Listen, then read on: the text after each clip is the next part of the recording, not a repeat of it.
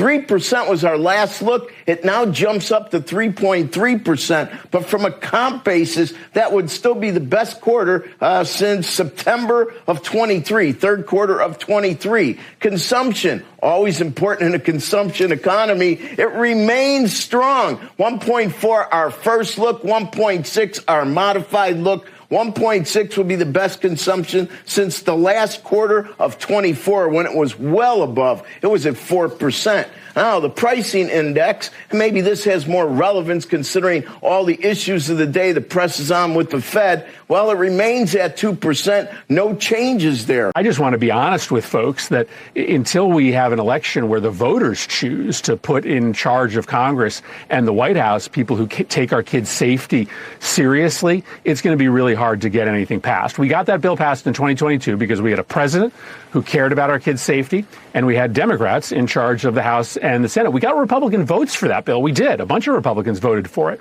But Republican leadership is never going to bring up bills to prioritize our kids' safety right now. And that's unfortunate, but it's the unfortunate reality. I want to say that I have been personally engaged with Attorney General Bondi and the President's Chief of Staff, Susie Walz, and I spoke with the President this afternoon. And I was reminded of our first meeting after his reelection, where we discussed shared priorities for the district.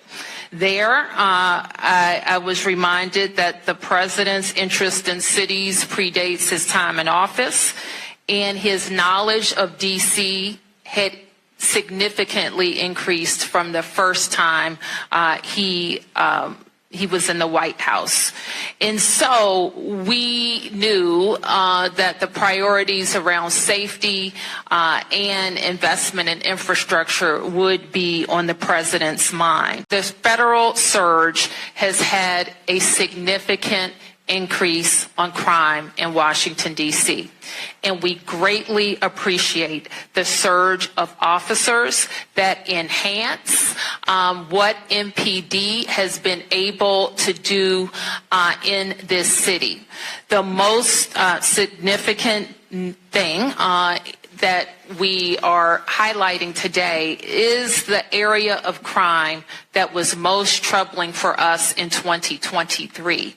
Now, we have driven it down over the last years, but I'm going to get my glasses so I can make sure I can see it correctly.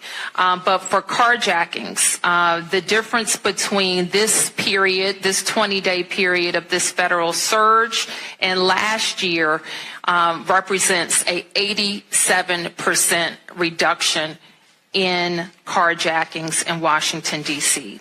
We know that when carjackings go down, when the use of gun goes down, when homicide or robbery go down, neighborhoods feel safer and are safer. So this surge has been important to us for that reason.